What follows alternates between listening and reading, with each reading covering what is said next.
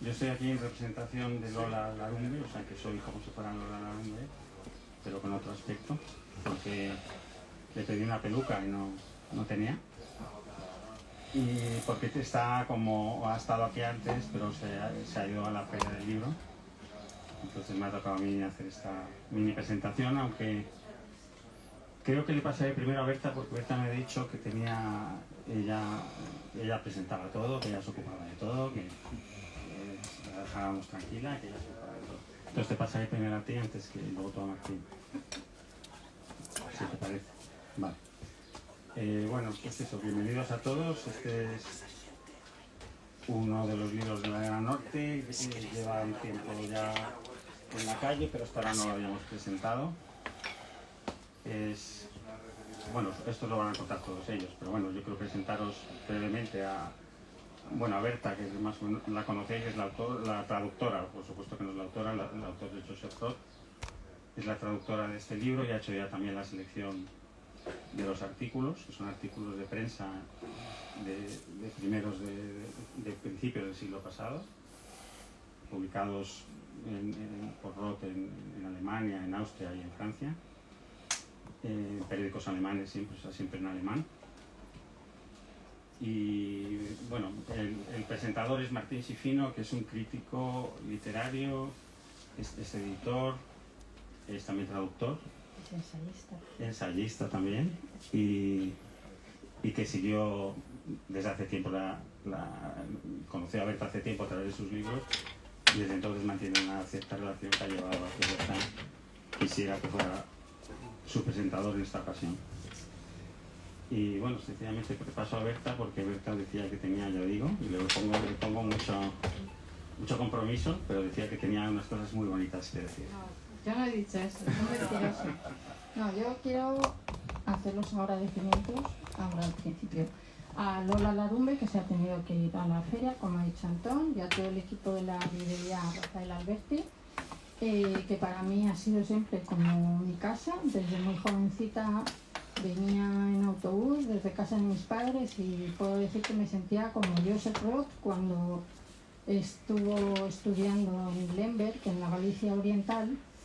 Él era en un pueblecito que se llamaba Brody, a 10 kilómetros de la frontera con Rusia, y cuando llegó a Viena, pues aquello era como el centro cultural de la época. Pues así me sentía yo, salvando las distancias, cuando llegaba a la librería Rafael Alberti. Después quiero dar las gracias a la editorial Ladera Norte, al equipo formado por Sira y Antón Casariego Córdoba y por Ricardo Cayuela. Es una editorial nueva, pequeñita pero matona.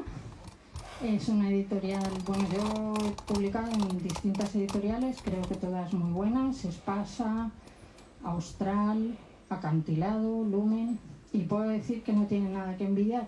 Son libros que han cuidado muchísimo los editores, tanto la forma como el contenido. Los podéis ver, son como golosinas. Yo digo que son de fresa, de limón, de naranja. Me han tocado los más ricos. Sí, y de Antonio de Chira, claro.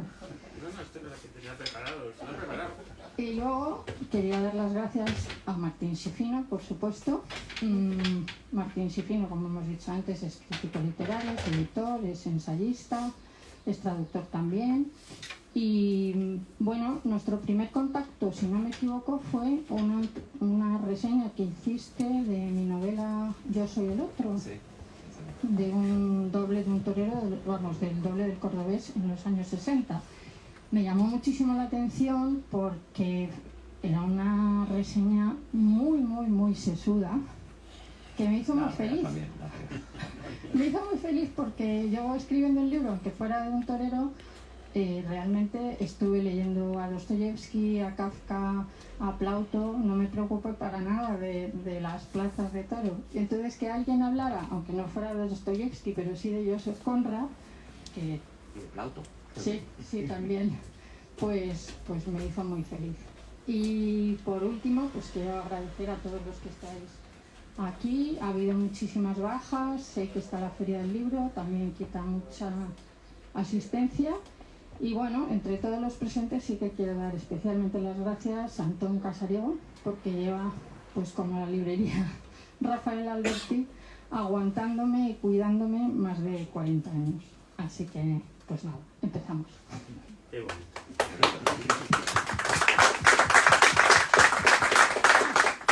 Se me ha olvidado decir que Martín, no solo se llama Martín, que es un nombre muy bonito, es argentino, se apellida Sifino, es finísimo y yo creo que solo le falta ser judío. Sí, lo del argentino lo estoy dejando.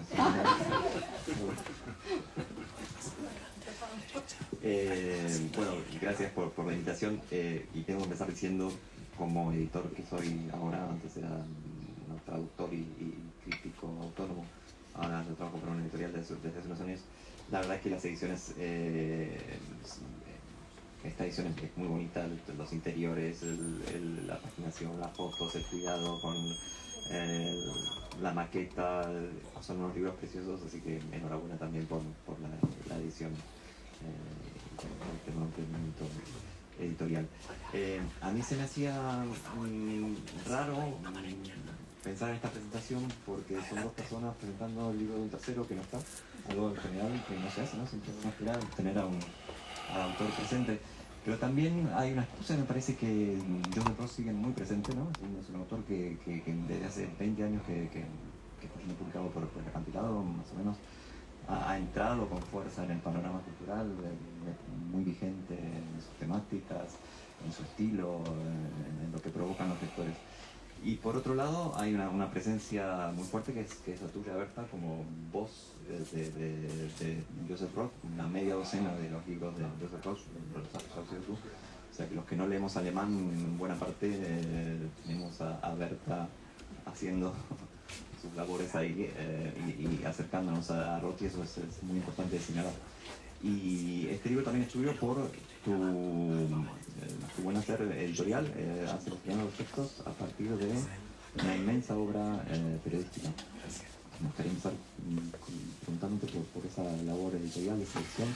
En un momento mencionas que hay unos 1.300 artículos conservados, ha sido toda una tarea complicada, me imagino.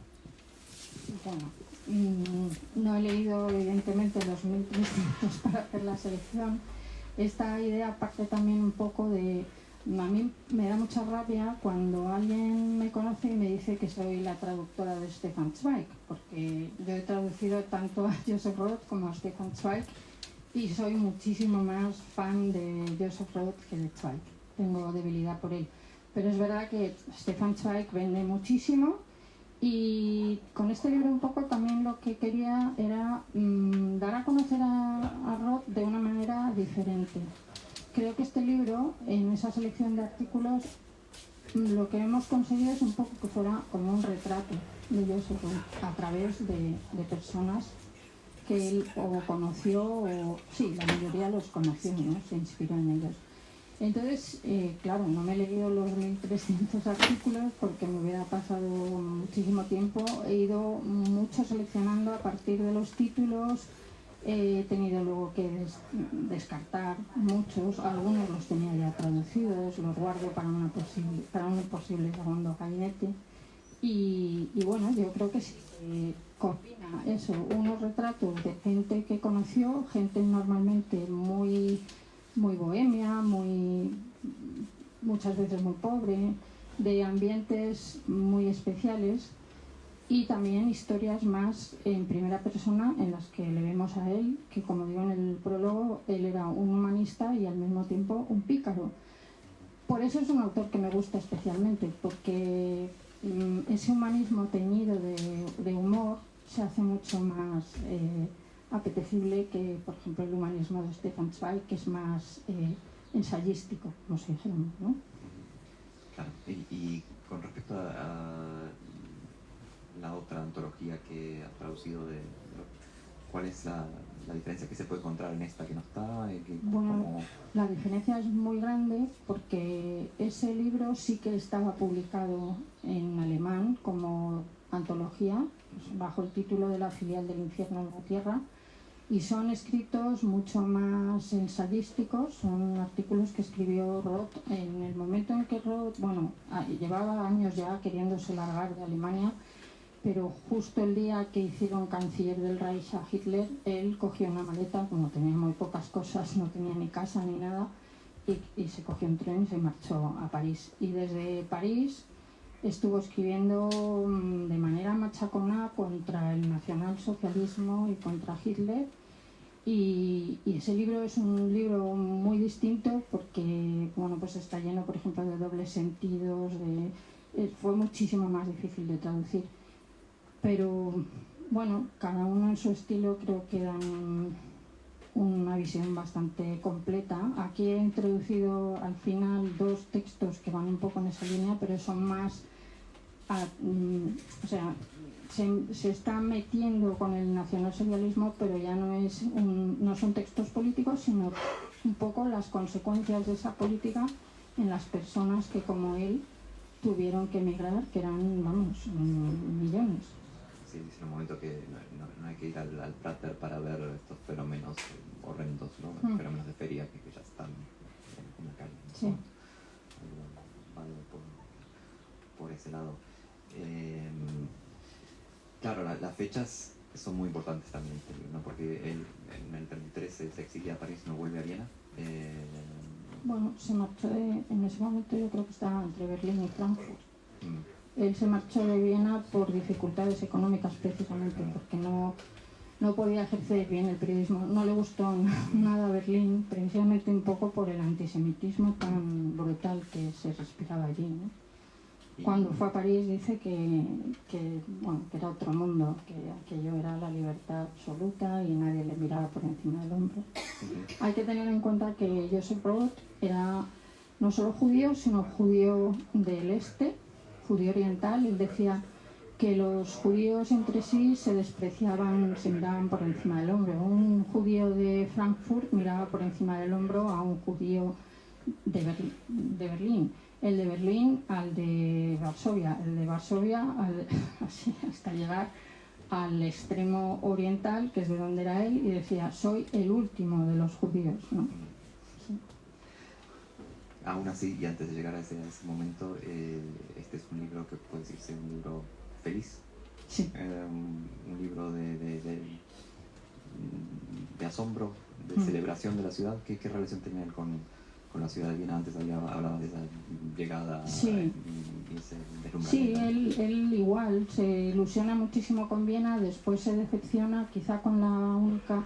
Bueno, él viajó muchísimo por Rusia, por Albania, por Yugoslavia, por toda Europa, y quizá donde más a gusto se sintió desde luego fue en Francia. Él decía que era un francés del este, un humanista, un católico, porque al final tonteaba con el catolicismo, un católico con cerebro judío, bueno, hacía así como unas mezclas muy, muy raritas. Y bueno, quizá en la ciudad lo que más le interesaba siempre eran esos ambientes un poquito especiales de parque de atracciones, de locales como casi de mala nota, ¿no? Es un libro, sí, feliz, porque hay un Roth feliz. Uno de los personajes que mejor le conoció, que fue un holandés, decía que con nadie se había reído tanto como con el triste Joseph Roth. Joseph Roth tenía muchos motivos para esa tristeza. Él se crió pues sin padre, eran muy pobres, después se casó muy ilusionado con una chica jovencísima, la mujer se volvió loca, toda su vida no se pudo quitar de encima. Dijo que esos 10 años de matrimonio para él fueron 40, porque bueno, pues fue muy, muy triste y tuvo al final que internarla. Entonces sí que quería recuperar un poco ese Roth feliz y que se identifica mucho con esos personajes que en el fondo son casi todos del mundo del espectáculo, o también incluido muchos, de las letras también, sí, ¿no? muchos reporteros de periódicos. Sí. Una especie de épica de las pequeñas gentes, ¿no? Cuéntanos un poquito más de esos personajes que elige. Bueno, sí. La reportera, la señorita, ¿cómo se llamaba? Sí, Larisa. Sí. Bueno, a mí casi me gustaría más, ya que esos están en el libro, que bueno, hay esos faquires, hay magos, hay algún español que está ahí, sí, un torero, semi-español. Sí. Contar alguna anécdota también de él para que se vea un poco con qué tipo de personas se relacionaba, ¿no? Él, por ejemplo, en una ocasión en un café, pues entró una prostituta y dijo a su amigo que estaba con él, que sería un escritor, no me acuerdo quién, vamos a compensarla. Entonces le mandó 12 rosas. Y claro, la chica pues creyó que se quería acostar con ella y se acercó a hablar con él. Y nada, no, bueno, pues hablaron. Al día siguiente le mandó una tableta de chocolate. Y ya la chica insistió tanto, no, pero es que vamos a estar mucho más cómodos en mi casa, en el sofá. Y dijo Rod, bueno, pero viene mi tío. Y no era su tío, pero era mayor que él. Total, que se fueron a casa de la chica y nada, la chica les estuvo contando su vida. Y luego, al día siguiente, volvió al café y otra vez le hizo un regalo que ya no recuerdo qué era. Así era un poquito el tipo de gente con el que trataba. Luego, por ejemplo, en otra ocasión, en otro bar, pues estaba consolando a un amigo pues que le había dejado la mujer, y creo que era el filósofo Ludwig Marcuse. Y entonces Rod le dice, bueno, pero hay muchas mujeres, mira, esa camarera. La mira y efectivamente la camarera pues estaba muy bien. Entonces la llaman, empieza a hablar con ella, total, que empiezan a salir y claro, en los círculos literarios, igual que la mujer de Rod, pues cantaba un poco la camarera porque no sabía nada. Y entonces le dice, pues ¿qué hacemos? Y dice, nah, tú dices que es una princesa rusa y que es emigrante, y todo el mundo pues se cree que... Y efectivamente la camarera imitaba el acento ruso, se llamaba Irna, y estuvieron 30 años juntos. O sea que Rod se mezclaba mucho, por ejemplo, tiene mucha, una mirada muy, muy piadosa siempre con la gente, con los que se encargan, por ejemplo, de los servicios, de los aseos. Resulta que él también, cuando no sé en qué ciudad fue, pero no tenía dinero y a veces o dormía en los bancos, decía que Berlín en verano estaba muy bien porque podía dormir en el banco y comer una bolsita de cerezas. Pues hay una mujer de unos aseos que le ofrece dormir en los aseos. Entonces él va todas las noches a dormir, por la mañana se va. Y pues es un poco el ambiente en el que se movía, muy distinto del de, por ejemplo, Stefan Zweig, claro. Aunque eran amigos. Eran muy amigos, muy amigos. Pero... De hecho, empiezas hablando sí, de una anécdota, sí. No sé si quiero repetir, de los yendo al Prater a ver todo esto. Pero Joseph Roth le tomaba muchísimo el pelo a Stefan Zweig. Por ejemplo, hay una anécdota que a mí me encanta. Es que, claro, Stefan Zweig era millonario y le ayudaba. Y entonces él le dice que lleva unos pantalones horribles y le lleva sastre más caro y mejor de todo Ostende. Entonces le hace unos pantalones, al final tienen que sobornar al sastre porque Joseph Roth, que era un maniático, quería que los pantalones fueran como los de los que llevaba él siempre, como los de los oficiales del Imperio Austrohúngaro, que eran más estrechitos, cada vez más estrechitos por abajo. Total, que le dan un pastón por los pantalones y cuando está en un café empieza a tirarse comida, bebida en la chaqueta y le dice un amigo, ¿pero qué haces? Dice, es para avergonzar a Stefan Zweig. Y dice, ¿cómo para avergonzar? Sí, porque estos millonarios te llevan al sastre a comprarte unos pantalones y no se les ocurre comprarte una chaqueta. O sea que es que era muy, muy, muy bromista y bueno. Stefan Zweig, hay que decir en su descargo que lo ayudaba mucho y siempre reconoció el gran talento, incluso superior al suyo propio de Roth, ¿no? Sí, incluso escribió maravillas sobre Joseph Roth, reconoció su talento, efectivamente. Joseph Roth se metía con él sin parar, le tomaba mucho el pelo. Y es más, Stefan Zweig, en su carta de despedida cuando se decide suicidar en Petrópolis, a uno de los pocos que nombra es a Joseph Roth, porque a su exmujer, Friederike Zweig, le pide que por favor siga ocupándose del legado de Joseph Roth e intentando que esa obra esté viva. Así que... Sí. ¿Y lo hizo la mujer? ¿Tuvo que ver con la bueno, sí, Friederike hizo bastante tanto por el de Zweig como por el de Roth. Era muy especialita, pero sí. Uno tiene la sensación que Roth termina siendo una especie de personaje más implícito de estas crónicas, ¿no? Es uno de estos marginales que circulan por ahí, por la ciudad. Es una figura que cultivó, no sé si el mismo, pero que trascendió, ¿no? Bueno, sí, el tipo de vida que llevó, desde luego, pues se acercaba mucho a la de todos estos, porque aunque él llegó a ser uno de los periodistas mejor pagados de la época, pero siempre estaba con problemas económicos, entre otras cosas porque igual que Stefan Zweig ayudaba a todo el mundo. No solo el dinero que le daban inmediatamente lo daba y volvía a pedir, sino que, por ejemplo, y hay una de las historias en el libro, iba a la prefectura de policía en París a ayudar a los emigrantes para conseguir papeles, para darles dinero, para conseguir un sitio donde pudieran quedarse, en fin. Por eso yo creo que más o menos acabó con esa especie de suicidio diferido a través del alcohol. Porque hubo no recuerdo ahora quién fue, pero que dijo que Joseph Roth era lo suficientemente fuerte como para soportar la miseria, pero no era lo suficientemente fuerte para ver la miseria. Es decir, le preocupaba tantísimo todo lo que estaba pasando que bebía 20-30 vasos de licor en una sesión, fumaba 80 cigarrillos al día, en fin, acabó con el hígado enorme, él que era así de flaquito, pues se hinchó y murió, pues, entre otras cosas por eso, claro.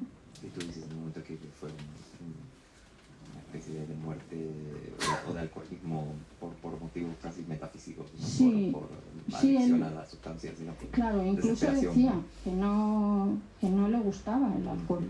O sea, sí que es verdad que el alcohol le ayudaba a escribir y él necesitaba escribir. Entonces, poco más o menos que se emborrachaba. Entonces trabajaba en una mesa de un café rodeada de gente hablándole y bebiendo Pernod, que es una bestiada, y hasta las tantas de la mañana. Y aún así escribía bien. Bueno, a ver, yo creo que escribe muchísimo mejor que Stefan Zweig, en el sentido de que, bueno, Stefan Zweig es muy previsible en todo lo que dice. Cuando los traduces te das cuenta, ¿no? Es como desmontar un texto, lo es. Entonces, es muchísimo más difícil de traducir Joseph Roth, porque es más difícil entender a veces lo que quiere decir. Es decir, también tiene mucha más poesía, Stefan Zweig, ¿no? Mucho más sentido del humor. Es menos un autor con una tesis que tiene que defender a través de sus personajes. Tiene un estilo muy metafórico, ¿no? A veces sí. Incluso yo que he asistido durante muchos años a una tertulia de alemán, que está mi compañera Elisa, yo empecé a ir al instituto alemán un poco para reforzar no solo lo que aprendía en el colegio, y allí conocimos una profesora que era una loca de la literatura y de los idiomas, y hemos estado con ella hasta hace 2 años que murió, y nos reuníamos todas las semanas, 2 horas y media, 3 horas, para hablar de libros, pero un libro nos duraba todo el año, no eso de un libro en una sesión, ¿no? Y bueno, hemos dado mucho a Joseph Roth, y había veces que yo le consultaba a ella, que claro, era alemana y una persona cultísima, a ver, Silvia, ¿qué significa esto? Y dice, solo Dios lo sabe. O sea, y dice, estaría borracho. Pero, a ver, tiene un poco a veces ese problema de que es irregular. No es una obra, porque a veces escribía muy deprisa, porque necesitaba dinero. Y entonces, sí, es un poco irregular, pero desde luego un libro como La Marcha Radetzky es que... Es una maravilla. Sí.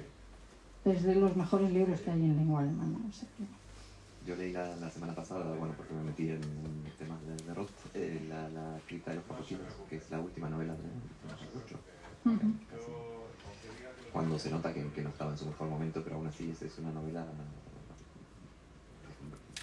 sí, que te atrapa,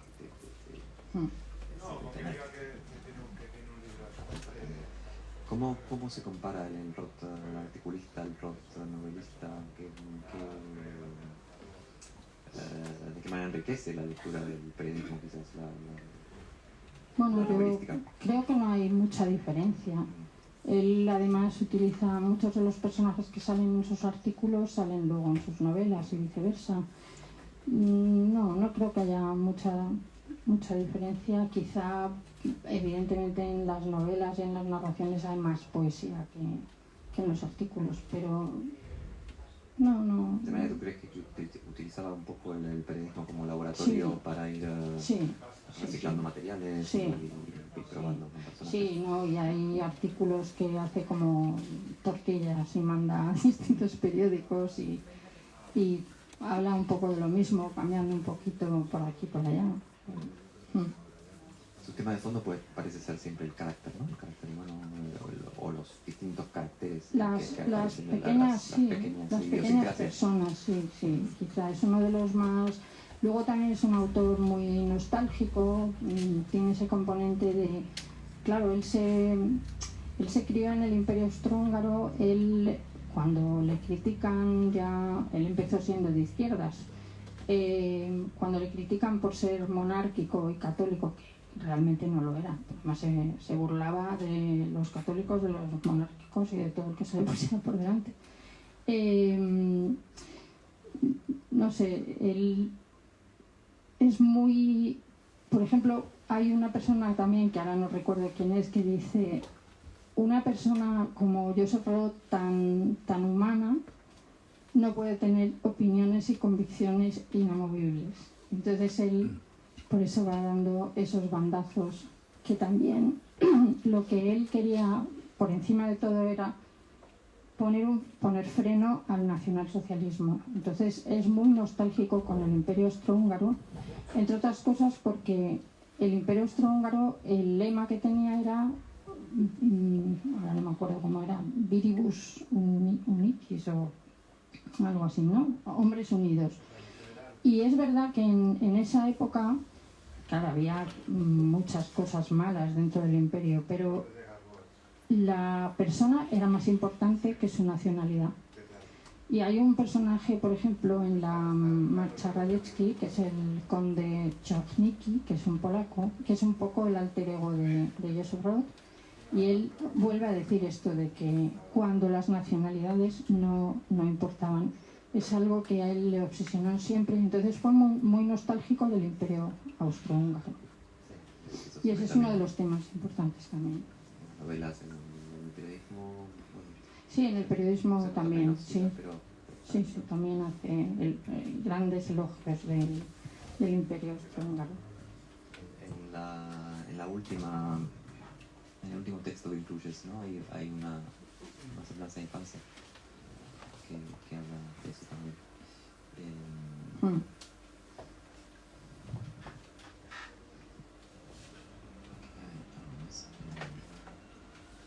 El índice está. ¿Cómo? No, que si buscabas el índice. No, está bien, mi horario. Vale. ¿Cuál era su relación complicada con el judaísmo, el catolicismo con el que cuestionaba? Eso me pareció siempre muy contradictorio en el personaje, ¿no? Bueno, que se lo recriminaban, ¿no? Es muy contradictorio, es parte de su encanto. Él nace en un entorno muy ortodoxo, son hasídicos, son de lo más ortodoxo que hay. Él tuvo siempre, toda su vida, un respeto brutal por la gente más ortodoxa, porque, bueno, le parecía que era gente que además hacía como de retén contra el progreso, que al final se volvió un obseso contra el progreso. Creo que era su abuelo, que era rabino, su madre también era bastante particular, muy severa, El padre desapareció poco antes de que él naciera y había estudiado con un rabino, o sea que también era una persona bastante particular, y acabó refugiado con un rabino y acabó loco. Él escribe, creo que fue en 1919, una especie de autobiografía en la que dice que él pues con Dios no cree en Dios, que acabó siendo ateo. Y lo del catolicismo, él escribe en un momento dado que refiriéndose a los nazis, dice: estos sinvergüenzas creen en el infierno. Tenemos que luchar contra ellos no con la razón, sino con la fe en el cielo. Realmente él ni era monárquico ni era católico, pero creía que era el camino para hacer fuerza contra esa barbarie que se les venía encima. Creía en los símbolos. Un poco a la desesperada, ¿no? Pero no. Luego además cuando murió se montó un cirio espantoso porque, claro, él había estado diciendo a unos que sí estaba bautizado, a otros que no. Y entonces unos amigos querían que al final le enterraron en cementerio, en la zona católica y con ritual católico, que todos los amigos judíos estaban enfadadísimos. Quisieron cantar un cáliz, pero al final dijeron que no. Yo creo que les volvía locos. Si es que un día decía una cosa y al día siguiente decía la contraria. A mí eso me gusta muchísimo, porque creo que es como lo más alejado del dogmatismo que pueda existir. Es una especie de Pasolini sin el componente homosexual, pero la persona en contradicción constante con sí misma. Sí. Muy interesante. Quizá por eso ha perdurado también, ¿no? Esta capacidad que tiene de ser adoptado, reclamado por distintos bandos. Se presta mucho sí, porque realmente a ser reivindicado por... De verdad no estaba en ningún bando, digamos, ¿no? O sea, esos coqueteos con la monarquía austrohúngara, que también con el Otto de Habsburgo se metía, y con todos, porque le parecían bastante ridículos. Sí, pues yo creo que no sé, es que no sé a la gente que le puede parecer Joseph Roth en ese sentido, ¿no? Políticamente tampoco lo puedes utilizar como un referente, sino como referente de efectivamente estar alejado, porque él decía que odiaba tanto el comunismo como el nacionalsocialismo, que entre Hitler y Stalin no había mucha diferencia. Pues no la había, ¿no? No. ¿Tienes alguna idea, alguna teoría, digamos, por qué ha resurgido en los últimos, no sé, 30 años quizás, más allá de que había una muy buena labor editorial de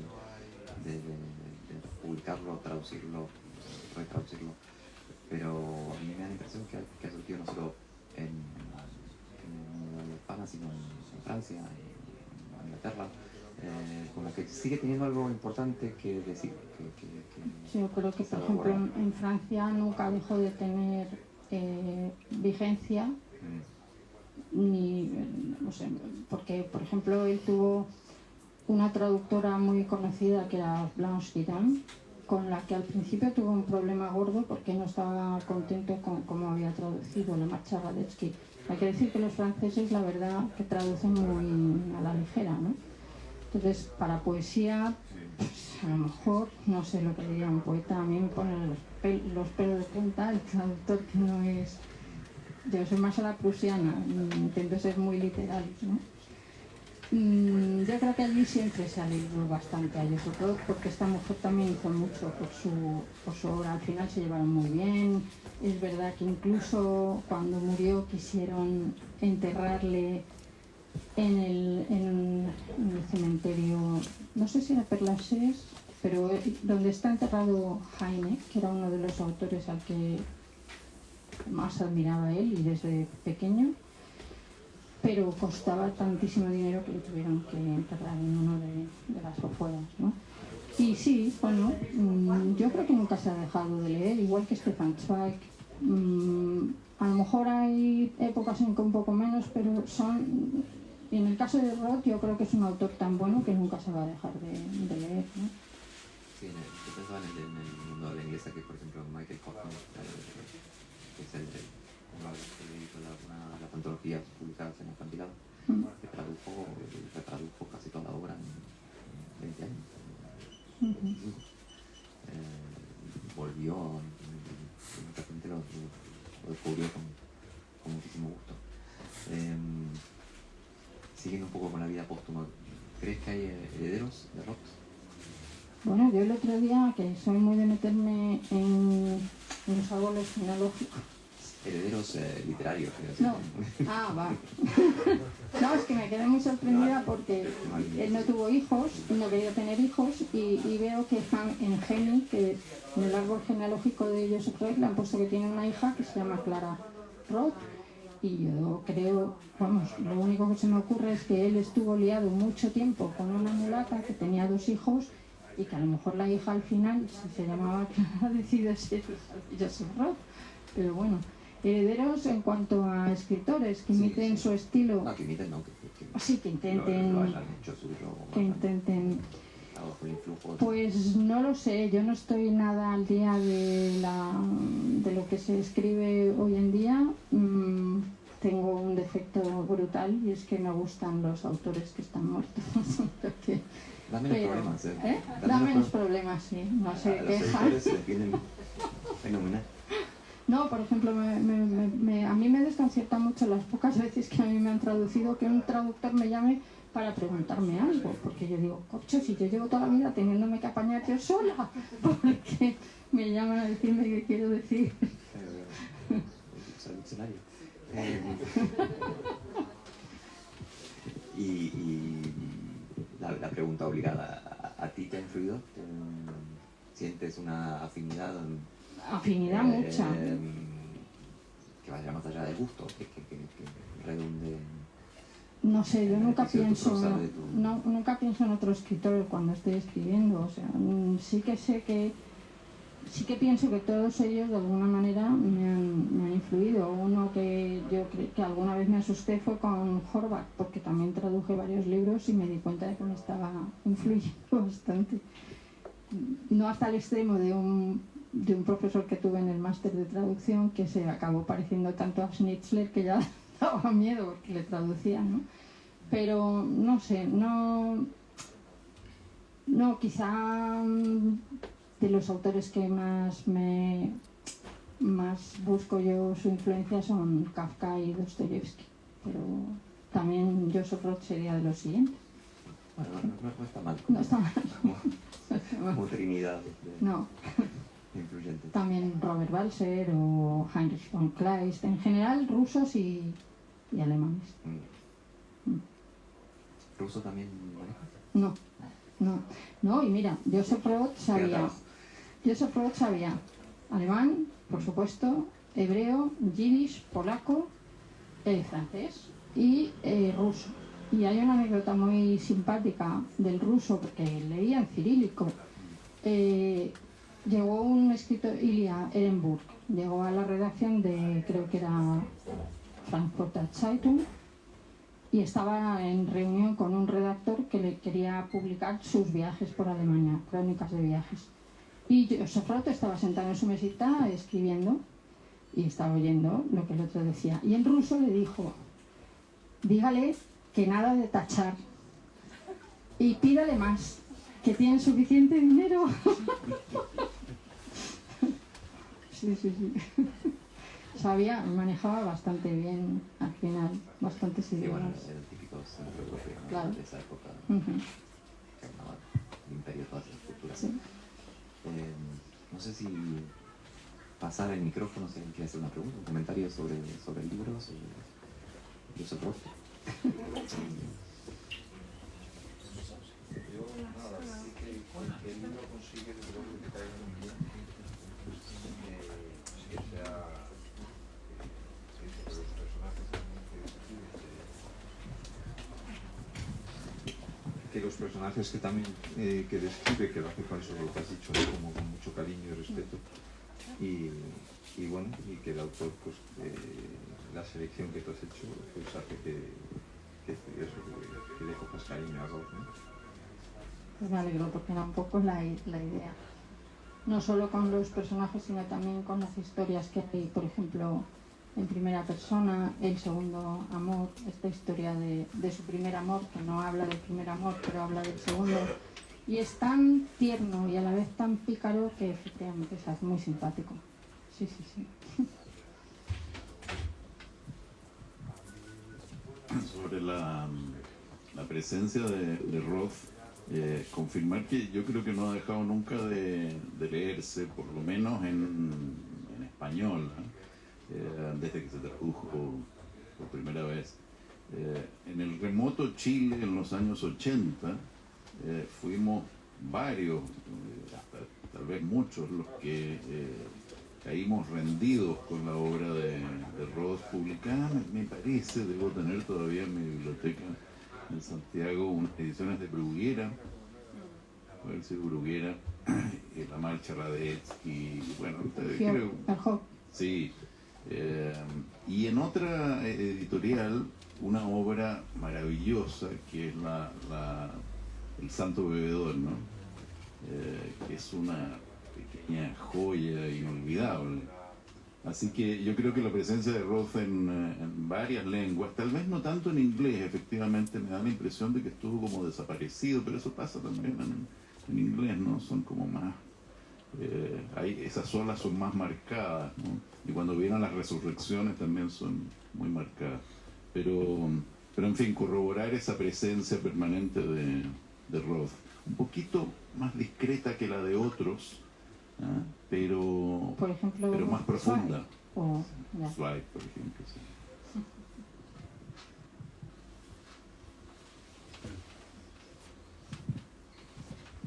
No, lo que te preguntaba Martín Sifino de la influencia y tal, quizá de Roth en ti, quizá puede ir un poco en esta línea, ¿no? Que bueno, que no sé si es una influencia o lo tienes tú, pero lo que es ese deseo de transmitir un humanismo en la obra, ¿no? Un humanismo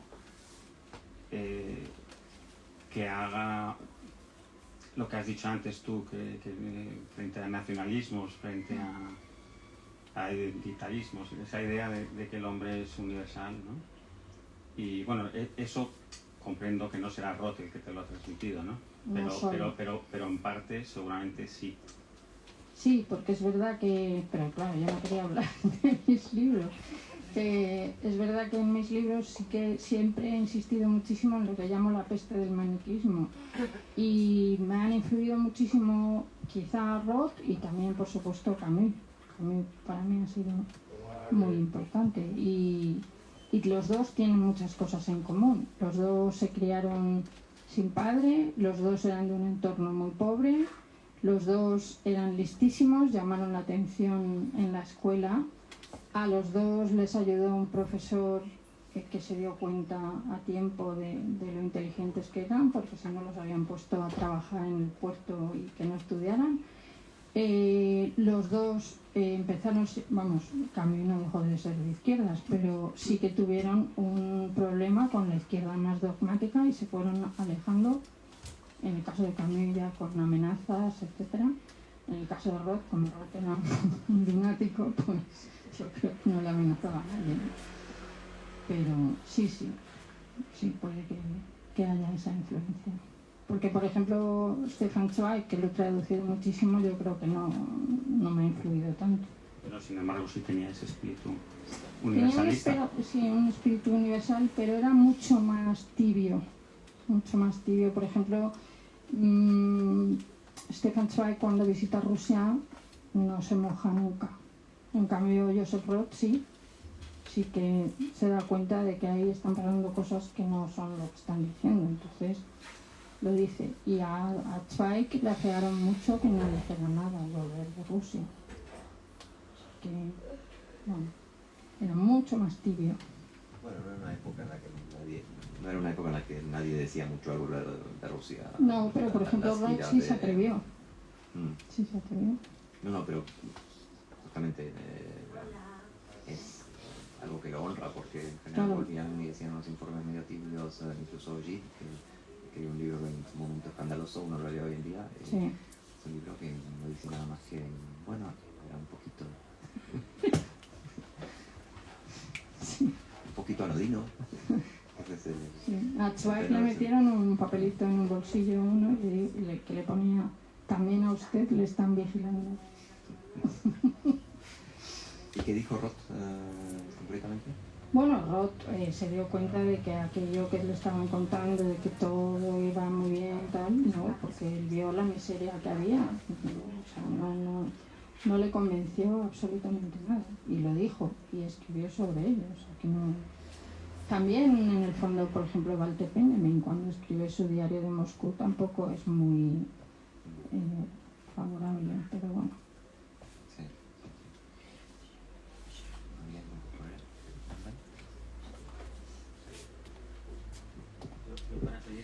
Tú, Berta, eres muy optimista, diciendo, como todos vais a leer el libro, y luego vais a ser optimista. Entonces sí me gustaría que brevemente, porque bueno, todavía queda un poquito de tiempo, aunque bueno, también podemos cortar cuando se quiera, pero que hablaras un poco de los personajes, porque el libro que se llama Presente Gabinete de Curiosidades, que explicaras un poco esto de los gabinetes de curiosidades de la época, que está explicado en el libro, pero claro, sí, que también puedes contar algo del libro. Bueno, pero que yo tampoco lo quiero destripar. O sea, a Joseph Roth, aparte del parque de atracciones, en cuanto llegaba a un sitio, le gustaba pues eso, ir al Prater y ese ambiente. También le gustaban los museos de cera y lo que se llamaban los gabinetes de curiosidades, que tenían pues desde también figuras de cera a todo tipo de objetos traídos de lugares exóticos. Entonces, bueno, pues hemos hecho como que los personajes, que son todos bastante exóticos, hay pues quiromantes, hay pues eso, faquires, danzarinas desnudas, hay de todo, ¿no? Muy variado. Pues hemos hecho como un gabinete de curiosidades que son los personajes. Y luego hay, por ejemplo, un texto que a mí me gusta muchísimo, es el de la reina de belleza, porque a mí los concursos de belleza me ponen los pelos de punta desde que soy pequeña. Y él lo critica mucho y lo hace muy bien. Entonces, vemos videntes, también hay deportistas, el velocista es un texto preciosísimo, que corre con un trajecito como de terciopelo rojo y le va cambiando de color, a medida que suda se va poniendo negro. Son muy divertidos, pero también son muy tristes, porque imaginarse a un señor que va recorriendo Europa a base de correr por las plazas de los pueblos, pues para que le den unas moneditas, bueno, no sé, en fin, hay muchos y son todos, pues él se fija muy bien en la gente. El señor, por ejemplo, del monóculo, que está esperando el autobús y, bueno, está mirando cómo tiene el monóculo, es un señor muy antipático, claro. Al final se le cae el monóculo. Los deportistas, que le ponían bastante nervioso, porque como él era un alfeñique, pues el motorista, el campeón de tenis. Aquí no hay ningún boxeador que yo recuerde, pero también sí hay un boxeador, pero no es de los que describe en el ring, sino haciendo un viaje para volver a la patria. Se burla bastante de ellos porque físicamente pues estaba bastante en inferioridad. Y bueno. A mí me gustaría destacar de toda esta galería de personajes que lo que impera en la mirada no es la burla. No. Hay ironía, ¿no? Con el boxeador, especialmente cuando le preguntan sobre Einstein, le preguntan sobre su idea de la Unión Soviética, cosas que no venían al caso. Pero lo que más llama la atención es que es como una empatía, ¿no? Una capacidad para reconocerse en lo que esa persona tiene de interesante o de sentimiento genuino y lograr transmitirlo y un poco poner al mismo nivel al lector, al personaje, a la sociedad, decir, bueno, aquí hay valor humano en todos ellos. Sí. Y eso es lo que compartimos en el acto de la lectura, un poco, ¿no? Esto es una de las grandes virtudes de este libro, ¿no? Descubre estas pequeñas cosas que no conocía, que no había imaginado. Es un libro que trae noticias incluso, como B. Snapple decía que la literatura tiene que traer noticias de otros lugares, de otras latitudes. Y este termina siendo un libro de cosas que uno no conocía, que bueno, que forman parte de la experiencia de la estética. Eso está realmente muy conseguido, así que felicitaciones. Pues yo creo, bueno, por último, sin querer ser pesado, y ya con esto yo creo que despedimos el acto. Sí, bueno, si no hay nadie más que quiera decir algo, por supuesto todavía hay tiempo. Otra cosa, aparte de todo esto que estamos hablando, destacar esa empatía, pero también es muy impresionante la precisión con la que describe a los personajes y con pocos trazos los estás viendo. O sea que, aparte de tener como esa simpatía que tiene, pero también esa agudeza que tiene de describir maravillosamente en pocas palabras, y es que lo estás viendo al personaje estás viendo a la reportera, estás viendo al reportero nocturno que lo ves. O sea, que describe para mí excepcionalmente. Sí. Dejando un poquito tranquilo a Stefan Zweig, que no lo voy a comparar más con él, pero es que es otro que tampoco consigue. Stefan Zweig te suelta un rollo, te lo repite 17 veces, no sé cuántos adjetivos, y no consigue efectivamente eso de con 4 pinceladas dar en el punto, que es lo que hace Joseph Roth.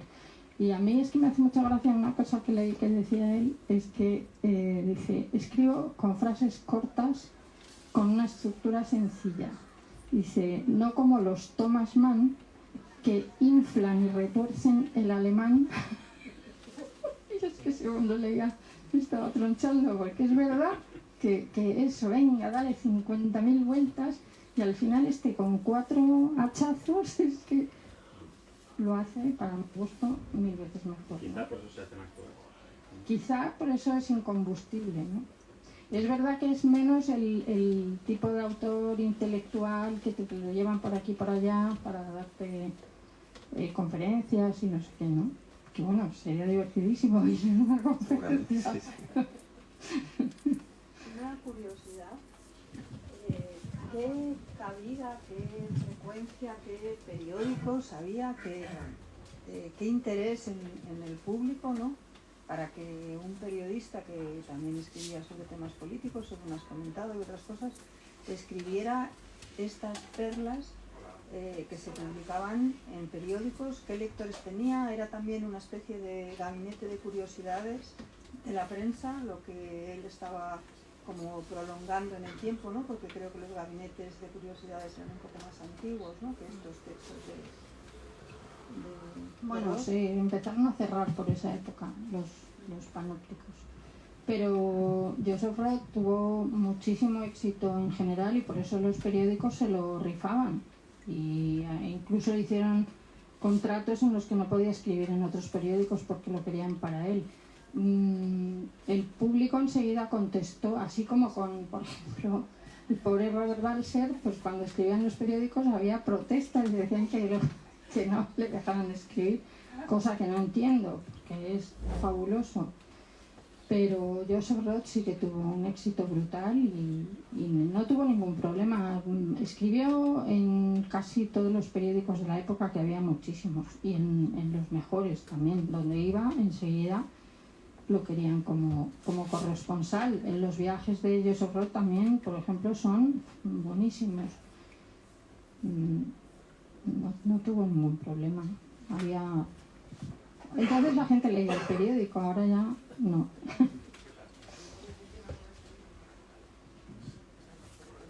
Bueno, pues si nadie quiere decir nada más, sencillamente dar las gracias como Lola, vuelvo a ser Lola, dar las gracias a todos los presentes, a vosotros dos, a Martín Sifino y a ti, Berta.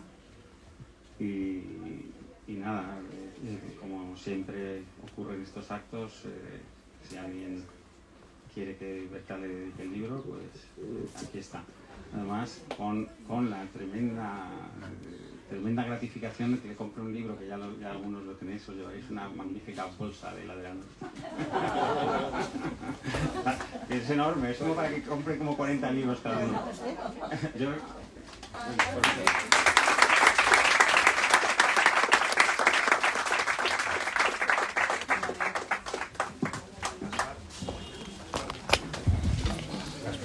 Dime. Ahora cuando puedas me subes los viajes del papillo de estos cuando puedas. Vale.